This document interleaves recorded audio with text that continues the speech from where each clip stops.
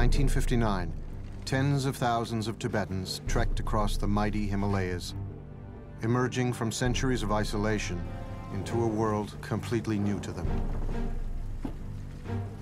Among the thousands fleeing their homeland was 49-year-old Dilgo Khyentse Rinpoche, one of the greatest Tibetan lamas of the last century.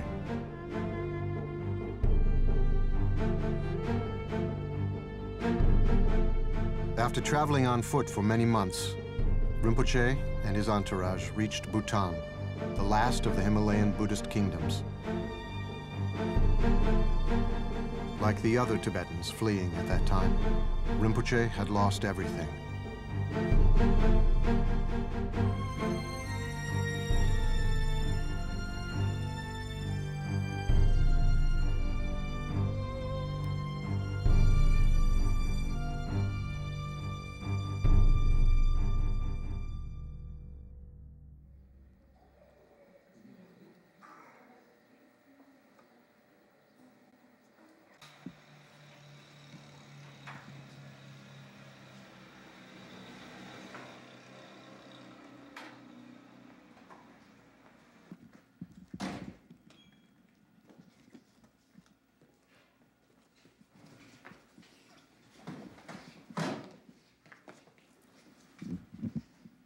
The Khyentse Rinpoche, one of my important guru, and since now quite some time, I received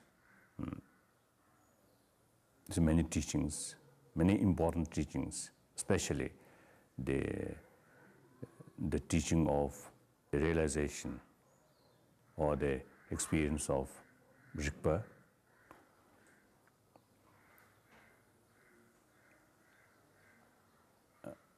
And since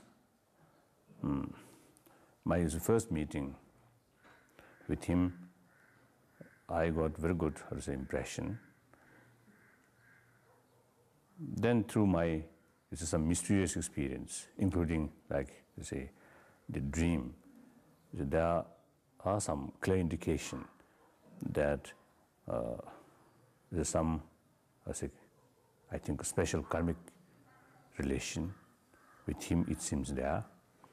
So now, today, I feel very, very grateful to him and very, very helpful.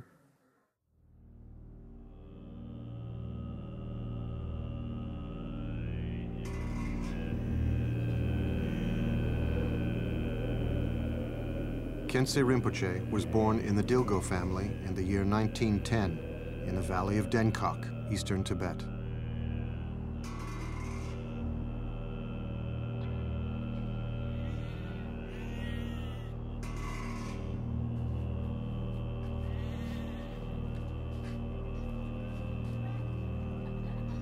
His father, the governor of the Derge district, was overjoyed.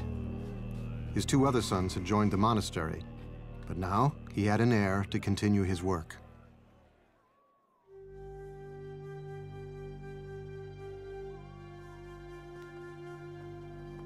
In a hermitage behind the Dilgo estate lived Mipam Rinpoche, one of the most influential and revered scholars of the time.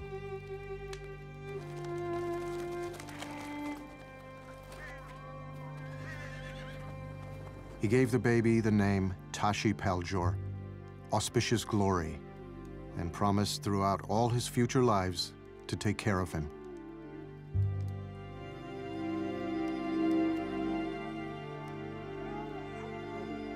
Many Buddhist masters advised that Tashi Paljor should enter the spiritual path.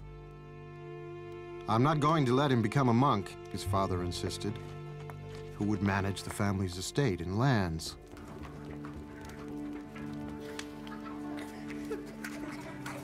One day, while playing with his brother, Tashi Paljor fell into a pot of boiling soup.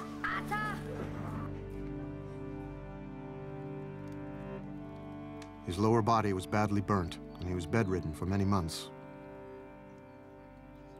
Without any real signs of improvement, the parents lost hope for their son's life.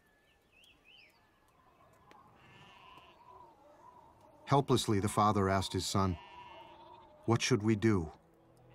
Well, it would help If I could wear a monk's robe, the son replied. With a heavy heart, the father agreed. Tashi Peljor's entrance into the monastic life meant the end of the Dilgo family line. But the boy's health improved, and he was happy. The young boy received his novice ordination from Khenpo Shenga, a well-known Buddhist teacher from eastern Tibet. During the ceremony, he was given the monastic name Rabsel Dawa, brilliant moon.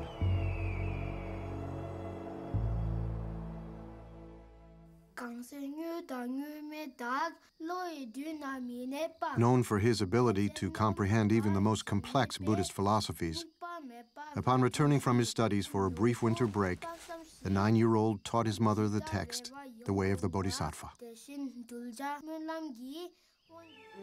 At 14, the boy traveled to the great monastery of Shechen, where Shechen Gyaltsab, a well-known meditation master, bestowed on him the highest of all the Buddhist teachings, the introduction to the true nature of his mind.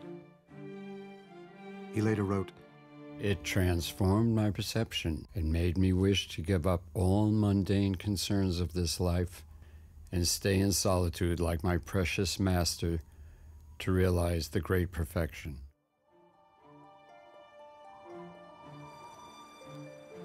Over the next few years, the Dilgo son stayed in a cabin next to his teacher's hermitage. It was here that the young boy was officially recognized as the reincarnation of the great 19th century Buddhist master, Jamyang Khyentse Wangpo.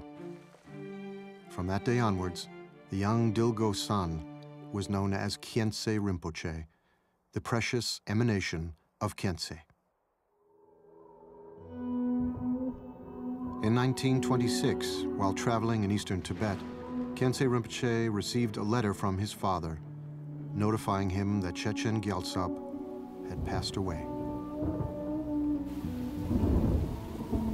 Feeling as if his heart had been torn from his chest, the 18-year-old wrote, "Alas, qualified master, though I followed you, the Buddha, in person, I haven't come to a true understanding about the instructions.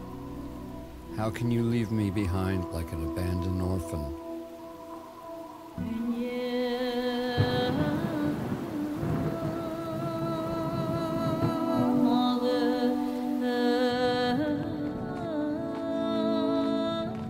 Losing his beloved teacher deepened Khyentse Rinpoche's understanding of the impermanent nature of all things.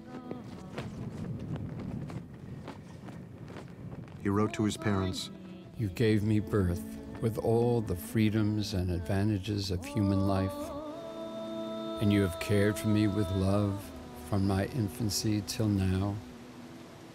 Since you introduced me to an authentic teacher, it is thanks to your kindness that I have encountered the path of liberation."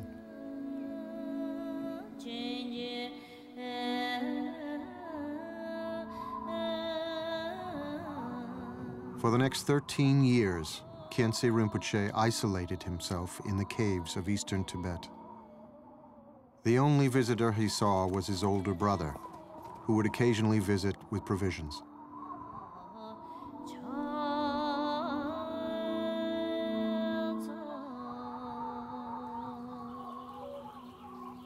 A cuckoo near his cave served as his alarm clock.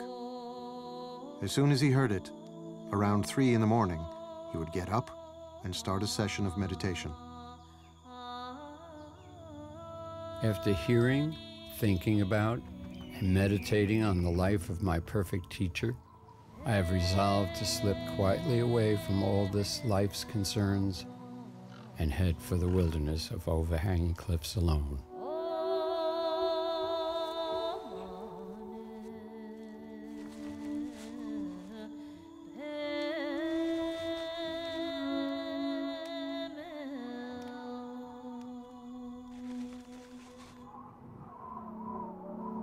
Winters in Tibet were harsh, with snow accompanied by icy wind.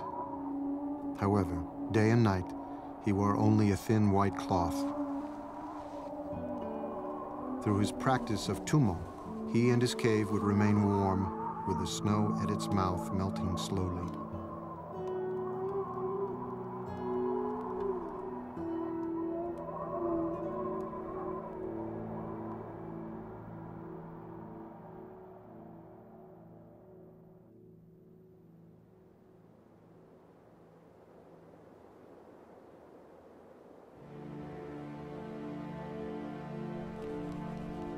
Although for now your sun will hide away in mountain glens, your smiling faces will be with me always.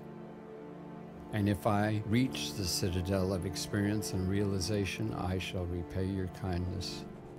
Of that you can be sure.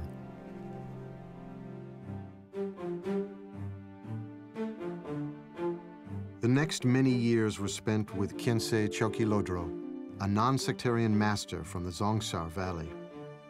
Though Khyentse Rinpoche had always desired to be a monk, at Chokyi Lodro's suggestion, in 1934, he took Khandro Lamo, a local villager's daughter, as his life companion. Over the next few years, Khandro Lamo gave birth to 2 daughters, Chime and Dechen. I was very young, and Rinpoche always goes for retreat. And we can see only once or twice in a month, not more than that. That I remember. Then he used to send us to collect some flowers, and he offered mandala. And then his whole day he stays in the cave, so we are not allowed to see him. Sometimes we reach your food outside the cave and then go back. He hardly comes home. He always in the retreat. When I was very young, I never knew he is my father. We thought it's my guru, and I never knew he's my father. All of Khyentse Rinpoche's teachers had advised him that after properly engaging in study, contemplation, and meditation, he should then uphold, preserve, and expound the doctrine to the faithful. Despite Khyentse Rinpoche's profound wish to spend his life in secluded retreat, he honored the advice of his teachers. He traveled widely across eastern and central Tibet, teaching as well as receiving teachings from various traditions. At Khyentse Chokyi Lodro's behest, Khyentse Rinpoche traveled to Rekong in northeast Tibet. There, he taught the great treasury of precious revealed teachings to nearly 2,000 yogis. It was the start of Khyentse Rinpoche's selfless dedication in making the Dharma available to those who are interested. This commitment lasted until the end of his life.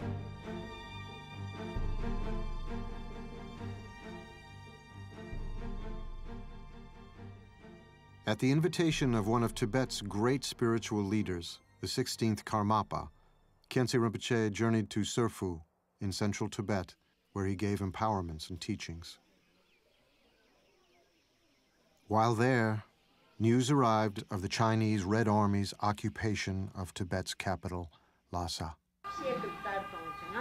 Everyone who had come to Lhasa was being arrested. Some were forced to leave their children behind. Some jumped in the water to escape or take their lives. But most were tied up and put in trucks. By 1959, a national uprising against the occupying forces would result in the deaths of thousands of Tibetans.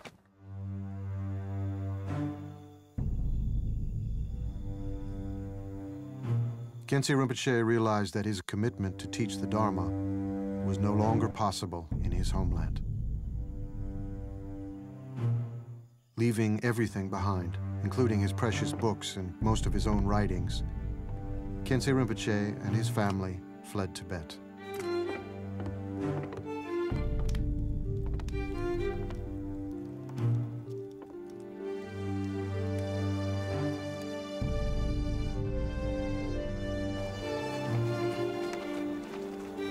Traveling southwards, the group could not even make a fire for their food out of fear of being caught.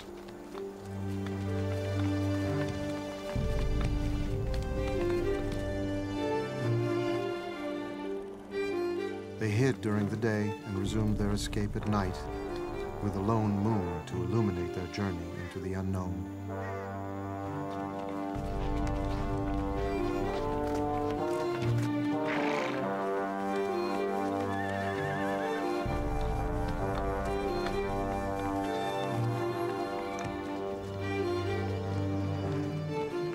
After traveling for many months, Khyentse Rinpoche and his family arrived as refugees in the nearby kingdom of Bhutan.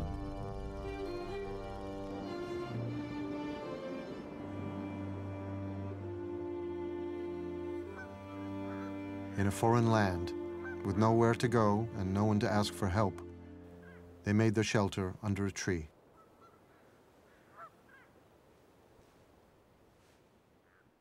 Of course, the eventual fall of Tibet in 1959 was a devastating loss.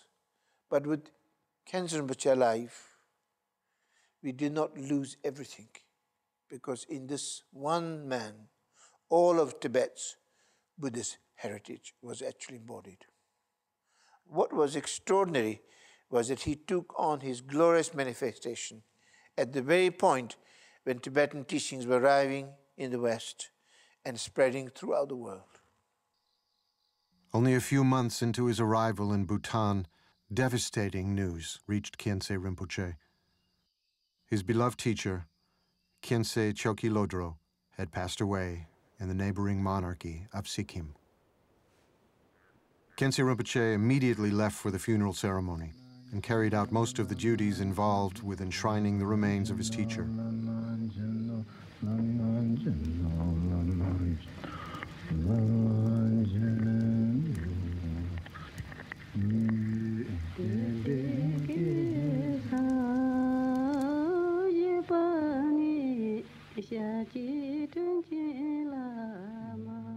A memorial stupa was built on the spot where the cremation took place. Kunchok Lodro, an old student of Khyentse Rinpoche, recalls those days. He was a very kind-hearted person, very gentle, and he never got angry. It is rare to find someone like him these days. No matter what people said to him, whether it was good or bad, pleasant or unpleasant, he always reacted in the same way. He would just say, "I see, I see." During the break from his teachings or empowerments, Rinpoche would always sit here and pray. I would also come here and sit next to him.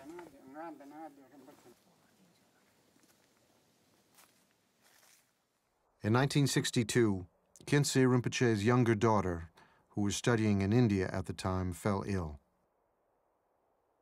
He quickly traveled to be by her side. However, after spending only a few minutes with her, she passed away. Though unfamiliar with the local language and lacking resources, Khyentse Rinpoche carried her body to the bank of the Yamuna River. He spent the whole night gathering wood and preparing the funeral pyre. In the early dawn, Khyentse Rinpoche cremated her himself.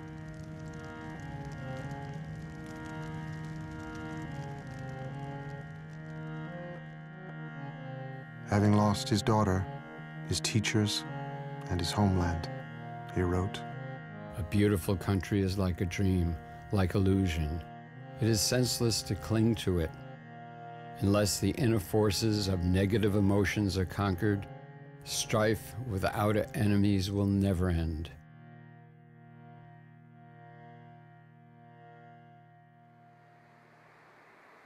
In Bhutan, the Queen invited Khyentse Rinpoche to teach at Simtoka Dzong, a centuries-old fortress that contained a school. During the day, he would teach grammar and handwriting. During the evenings and weekends, he would give Dharma teachings to anyone who requested them. One day, the Queen of Bhutan visited Rinpoche with her small child, the future king, His Majesty Jigme Sengye Wanchuk. It was the first of many times that they would meet as teacher and patron.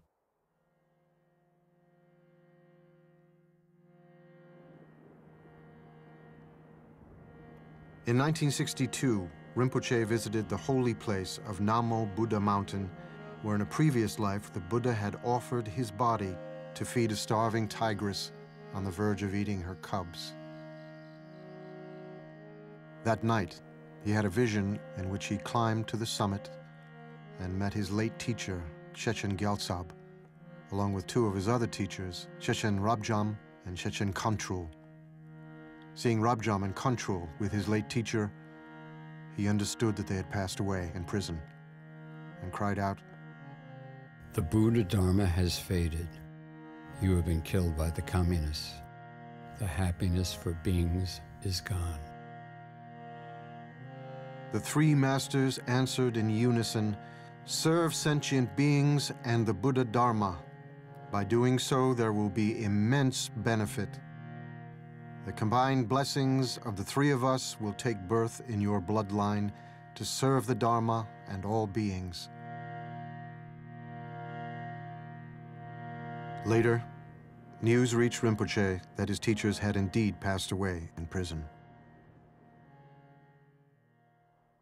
In 1967, Rinpoche's daughter gave birth to a son, who was recognized as Rabjam Rinpoche, the combined reincarnation of the three Shechen masters.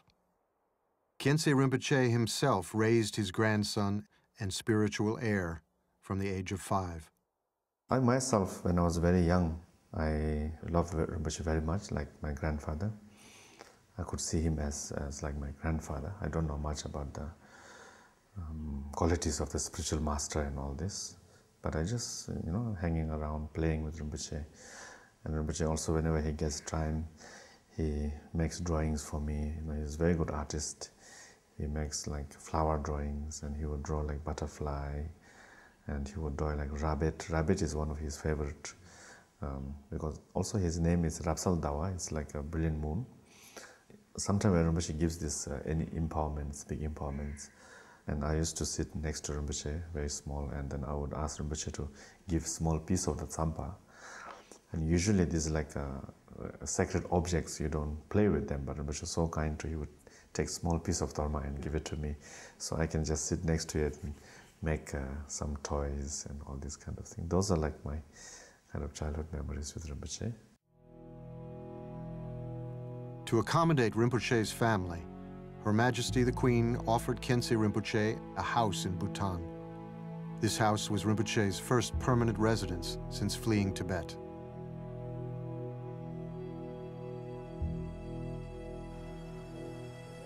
From that base, he traveled constantly to India and Nepal, giving teachings and empowerments to an ever-growing number of students.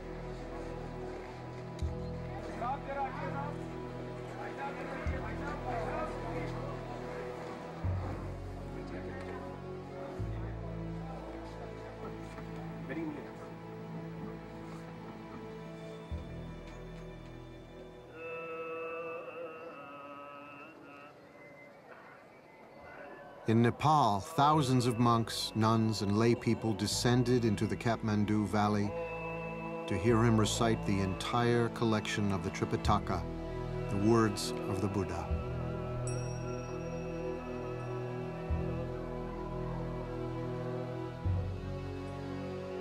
Quickly recognized as one of the great teachers of the time, dozens of monasteries' brightest young lamas came to study under Khyentse Rinpoche. Many who would go on to expound the Dharma not only for the exiled Tibetan community, but for the growing audience of interested practitioners all around the world.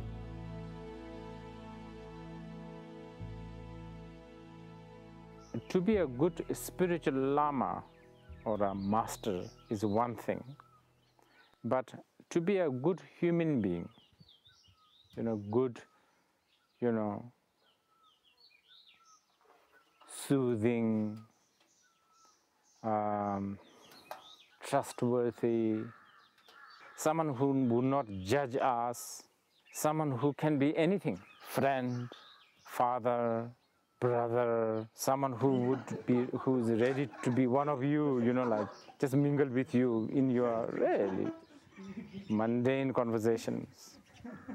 And of course, someone who can switch, into someone who gives you advice on worldly matters, life management. I have met many great masters, I must say. I'm very fortunate. But not all the masters are that easygoing. So this is where I have to say, Khyentse Rinpoche, such a unique quality. He is, of course, as we all know, a great master. But he was a good human being. Khyentse Rinpoche was close with many of the great meditation masters of his time. They not only exchange their knowledge of rare texts, but they also have the time to share jokes.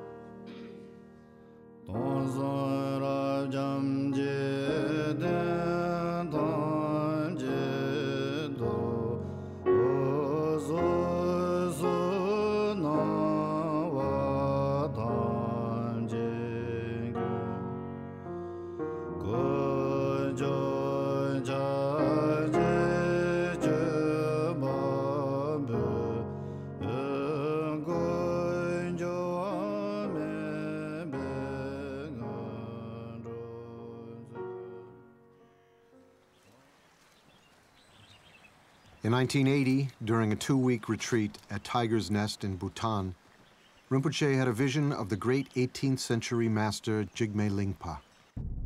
In this vision, Jigme Lingpa blessed him as the lineage holder of the heart essence tradition, the innermost secret teachings of the great perfection.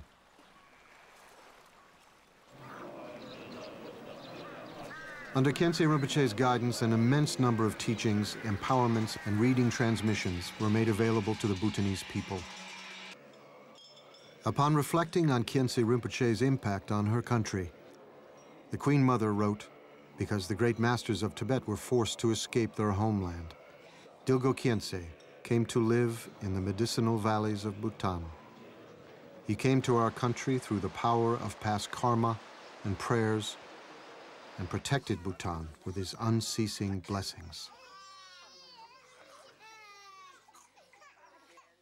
It's extremely precious just to receive few words of teachings from Khyentse Rinpoche, because even something very simple, like if it tells you be compassionate or reduce your attachments, even those very simple words which we have heard so many times, when we hear them from someone like him, it's so obviously the expression of truth. It makes such a deep impression in our mind. It seems that we never heard those words, and suddenly we start to realize that this is how things are. And that makes one understand why a spiritual teacher is so important.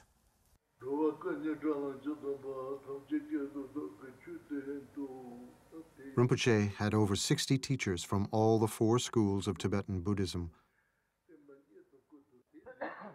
In a true spirit of a non-sectarian master, Khyentse Rinpoche, even in his 70s and 80s, would request teachings that he had not yet received to preserve Tibet's spiritual heritage. Here, he receives an oral transmission from Jamgang Kongtrul Rinpoche.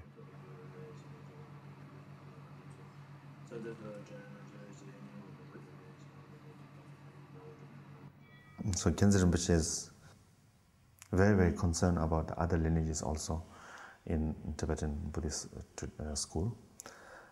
Some lineages, Rinpoche would say that, oh, this lineage has been broken. One time we had this one very, very clumsy-looking monk came in to see Rinpoche, and since there's so many other important lamas were there, so we made this monk wait for quite some time. And then after the lamas went, and I said, this monk can go in, so he went inside. Then after a long time, this monk was never coming out. So we said, what he's doing, we went inside, and Rinpoche was receiving teaching from this humble monk. And that was like Rinpoche was almost 78, 79, near end of his life. He was still constantly receiving teachings and all this kind of thing. Rinpoche made sure that he was accessible to anyone wanting to meet him. He always said to his attendants, "Whoever comes to see me comes in the hope of receiving some benefit, so don't stop them from seeing me."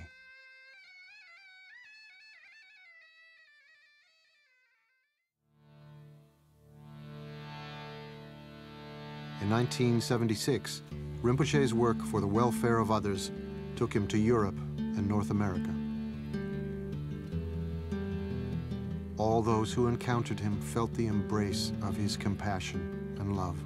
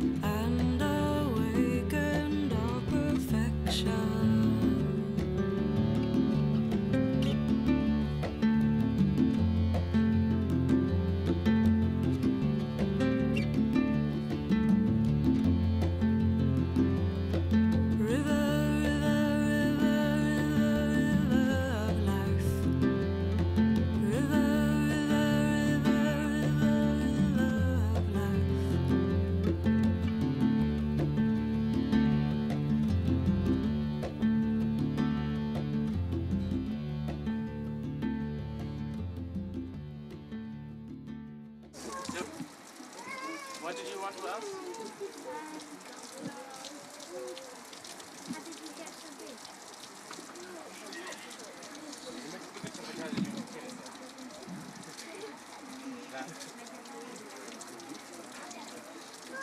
Which is just all his families, from the father's side, they're all big. That's why he got big. What's the difference between money and inland?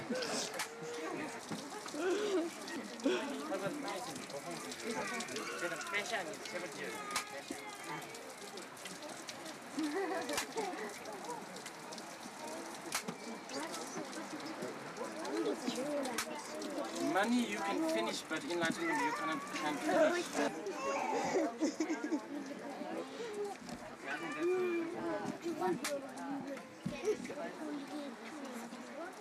One thing that struck me in the beginning, often I didn't know what he was saying because there wasn't a translator, but when his speech was unceasing when he was teaching.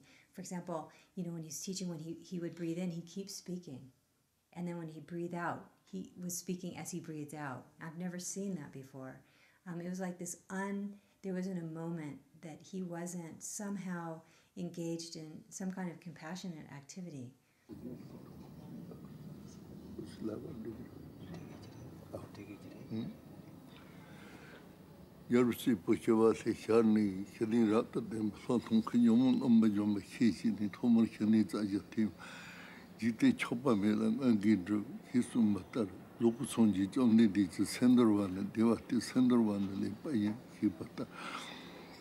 Nomba sonji petembe goru chute tombe chushe persepala tomaja to sendorwa karchewa yana senki shawandar number topalunga chajo to yo de kasum pasha ke jecho mona to gandasa tatari pacheyo to chowa chorwa hi badal anchediche tapji norwa majina sen leporo ipa mum pishana chenite makarchela chenite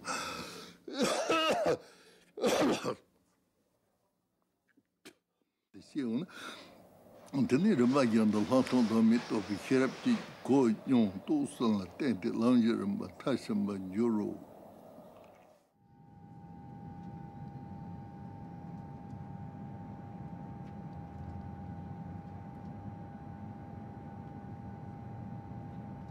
After decades of complete isolation, Tibet was made accessible by the Chinese government. In 1985, Rinpoche made his first trip to Tibet after almost 30 years of exile.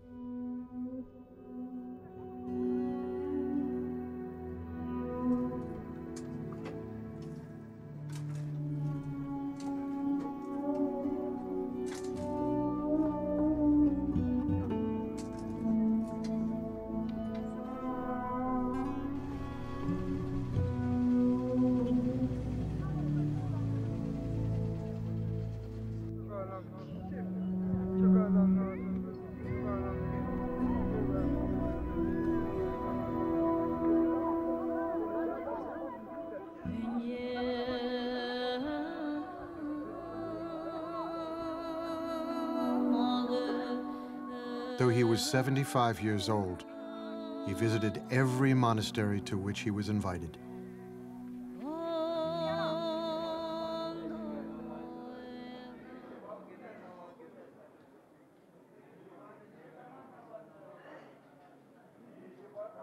Apart from the joy of seeing his homeland and lost friends again, Rinpoche had another mission to accomplish. He wished to give teachings, empowerments, and reading transmissions to the Tibetans, all of whom had been denied their spiritual heritage for many years.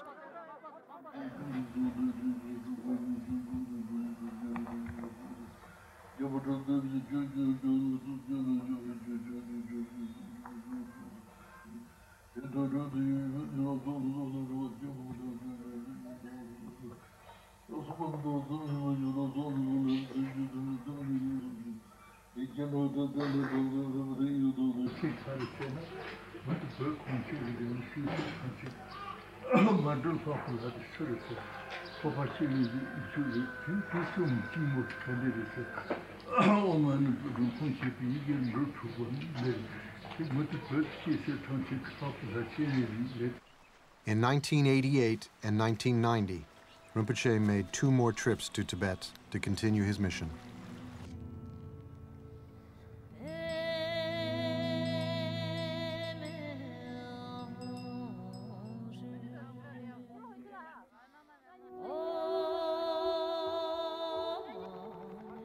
In consultation with the Chinese government, he undertook the immense responsibility of rebuilding monasteries without bias as to the school or sect.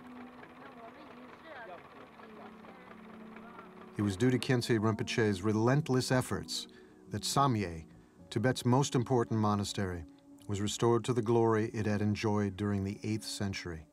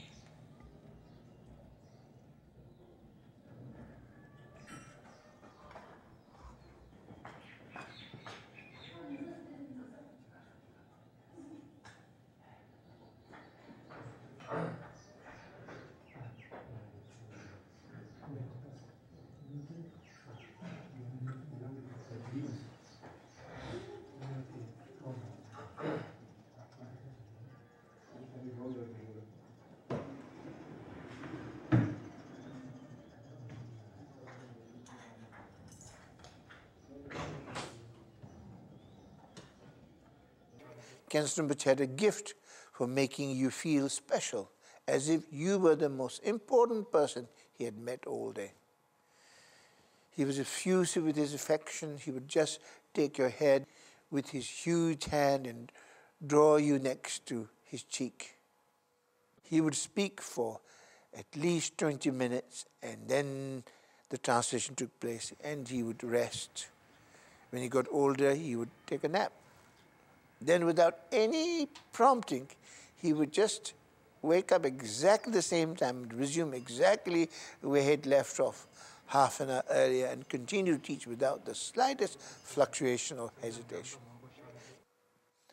I sometimes think that Dilgo Khyentse Rinpoche's greatest contribution, besides all his tremendous achievement, was the simple fact that he came and lived and taught in our time. An enlightened being actually manifested here, and we were fortunate enough to witness it.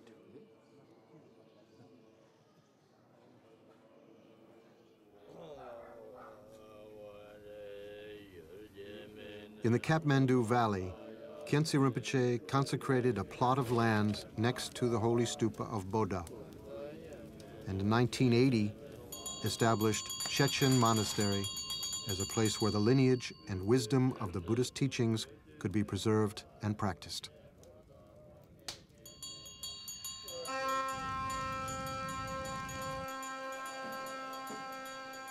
There's simply not a single defect you can find in whatever it thinks, whatever it does, whatever it says. So that gives you a complete confidence that this is someone who can truly show you how to use your human life. Also, what is extremely striking is that at no point, whenever he helps his disciple, you can never have the slightest doubt that he kind of gets any benefit himself.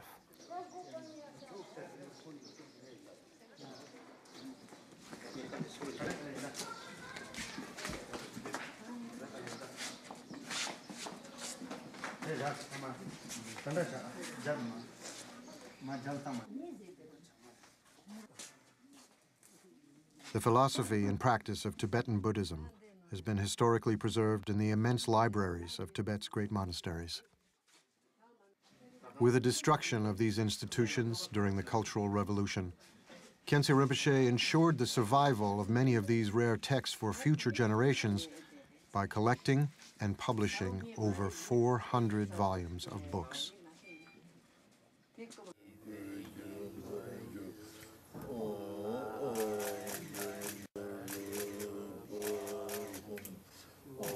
In Vajrayana Buddhism, there is a tradition of discovering sacred treasure teachings through visions.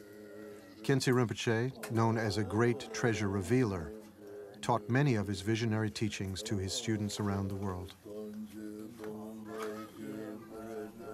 As an author, whether he was on a flight or in his private chamber, he composed numerous poems, meditation texts, and commentaries. His writings fill 25 volumes in more than 10,000 pages. Throughout his life, Khyentse Rinpoche's singular focus was the path to freedom and how to communicate that to others. Khyentse Rinpoche's teaching and his life were one. The Buddha explained very detailed those the qualities of the gurus. So I found in him those the very good qualities. He great practitioner as well as great scholar, and particularly his basic the belief or basic attitude is the non-sectarian, which I very much appreciate.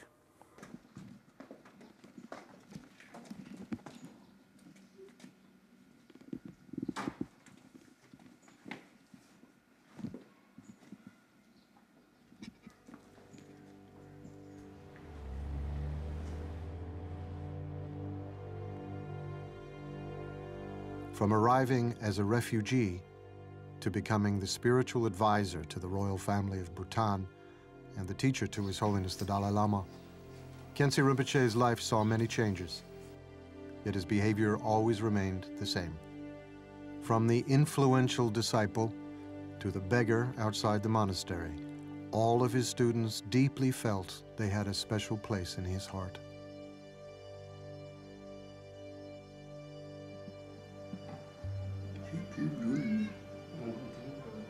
In 1991, Khyentse Rinpoche was obliged to cancel a fourth trip to Tibet. He told one of his students, I still have much work to do, but this composite body of mine is not keeping up with me. Instead, he chose to spend 3.5 months in retreat in Bhutan. During this retreat, Rinpoche asked his closest disciples to visit him. It was here, in his hermitage, that he gave them teachings and told them that if they had any questions, now would be a good time to ask. When Khyentse Rinpoche was in silent retreat in the king of Bhutan's private residence, I went to see him. He put both his hands on my head and recited several prayers, including an aspiration for students and their teachers to never be apart from each other. Taking both his palms together, he broke his silence and said, "Now you can go." Normally, he would never break his silence, so I thought that maybe this is not a good sign. But there was nothing much I could say, so I requested him to have a long life. He said, "No problem."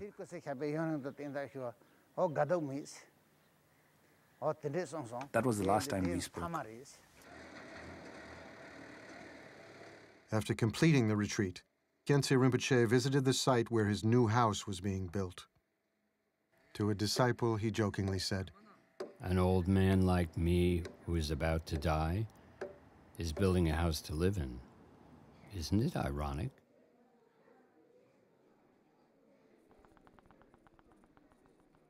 In 1991, Khyentse Rinpoche conducted the yearly prayer ceremony requested by the Queen Mother for the welfare of her country and for world peace. A few hours into the ceremony, Khyentse Rinpoche fell ill. On the final day of the prayer, at his disciples' urging, Khyentse Rinpoche was rushed to the hospital. In the early hours of the next day, Khyentse Rinpoche passed away.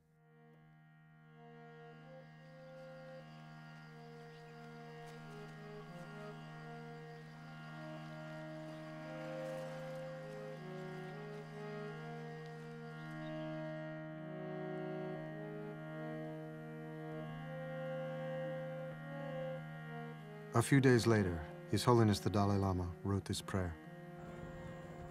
The more helpless beings are, the more it is your true nature to love them. Therefore, to ripen and liberate all beings in this dark age, reveal swiftly the moon-like face of your emanation. A year after his passing, in November 1992, Rinpoche's cremation took place in Bhutan.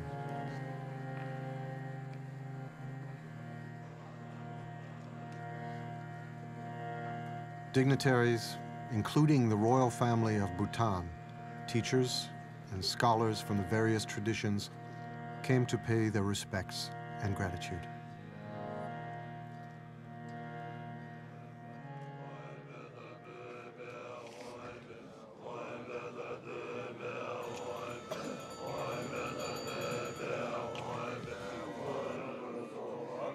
Representatives of the 4 schools of Tibetan Buddhism, along with the Je Khenpo, the chief abbot of Bhutan, presided over the cremation.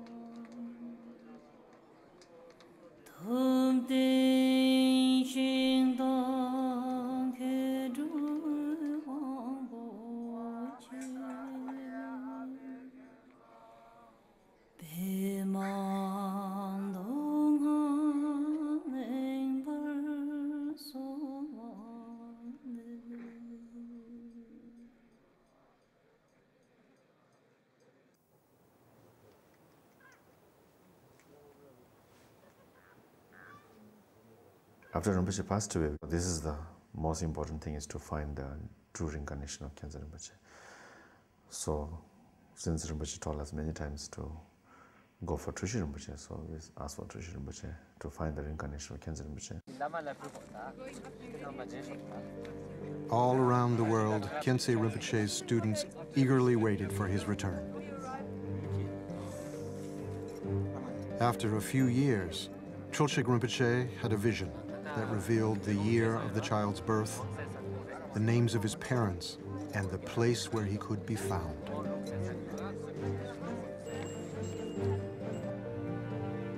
The Yangsi, or reincarnation of Khyentse Rinpoche, was born in 1993 into the noble family of the Songsars, the descendants of the great treasure revealer Chogyur Lingpa.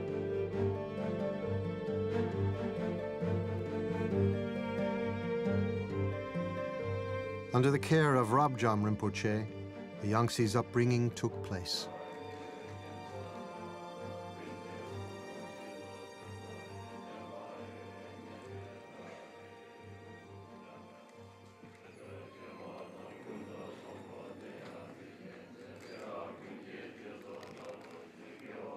In December 1996, Khyentse Yangsi's enthronement took place at Cheshen Monastery in Nepal. All of those who were connected with Khyentse Rinpoche came to participate in this joyous event.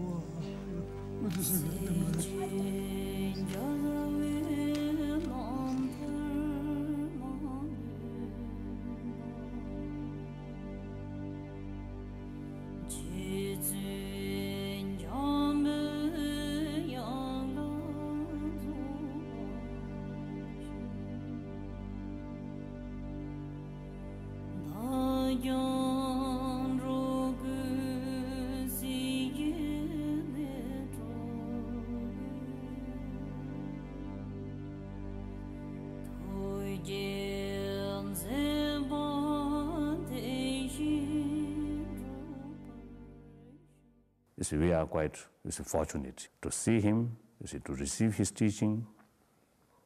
So therefore, now, you see, it is very essential, you see, to implement his teaching in daily life, so that we will be a good disciple of good Lama. So that's very important.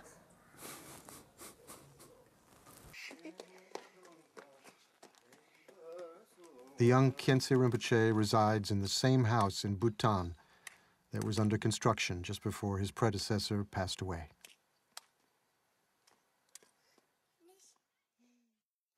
Khyentse Rinpoche still lives in the heart of all his students.